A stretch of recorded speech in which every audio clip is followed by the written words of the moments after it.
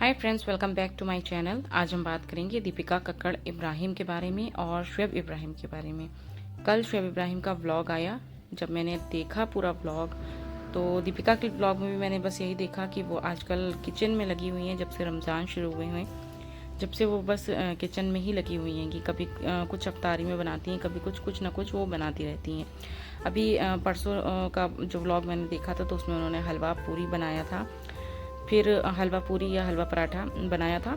और उसके बाद में जब दूसरा ब्लॉग आया तो उसमें उन्होंने चिकन पॉप्सिकल बनाया, और जिसमें कि दिखाया था उन्होंने कि पहले दिन शुएब नहीं थे तो उनका हलवा पराठा वो नहीं खा पाए थे, तो सेकेंड डे उन्होंने फिर से उनके लिए फ्रेश हलवा पराठा बनाया।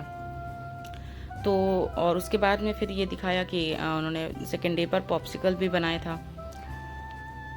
तो मैं ये देख रही हूँ कि आजकल दीपिका जो है वो बिल्कुल भी अपनी केयर नहीं कर रही हैं, बहुत ज़्यादा एफर्ट लेती हैं वो सबके लिए।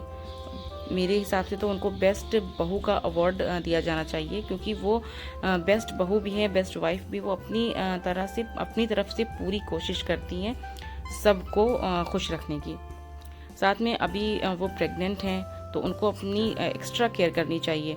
तो जिस तरह से देखा जाए तो अभी कल के ब्लॉग में मैंने शुएब के देखा कि जब अफ्तार करते हैं सब लोग तो सब लोग नीचे बैठ के अफ्तार करते हैं वहाँ पर इब्राहिम फैमिली में। ये चीज़ मुझे बहुत अच्छी लगी, क्योंकि हमारे यहाँ वैसे भी खाना जो है और लंच या अफ्तार जो कुछ भी है वो हमें नीचे ज़मीन पे बैठ के ही खाना चाहिए। ये चीज़ होनी भी चाहिए।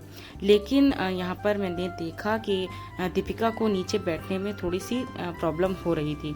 जब वो नीचे बैठ रही थी तो साफ दिख रहा था कि उसको प्रॉब्लम हो रही है, लेकिन फिर भी वो नीचे बैठकर नीचे अफ्तार कर रही थी, सबके साथ मतलब मिलकर अफ्तार कर रही थी। तो बस मैं ये कहना चाहूँगी कि जिस तरह से शुएब ने अपने ब्लॉग में बताया कि बेटी खाला आजकल चेयर पे बैठ रही हैं, स्टूल पे बैठ रही हैं, और स्टूल और चेयर पे बैठकर ही अपना रोज़ा खोलती हैं, वो नीचे ज़मीन पे नहीं बैठती हैं। तो जैसे कि शुएब ने बताया अपने ब्लॉग में कि बेटी खाला को प्रॉब्लम है, उनको नी में प्रॉब्लम है, उनके घुटनों में प्रॉब्लम है, जिसकी वजह से डॉक्टर ने उन्हें मना किया है कि वो नीचे ना बैठें।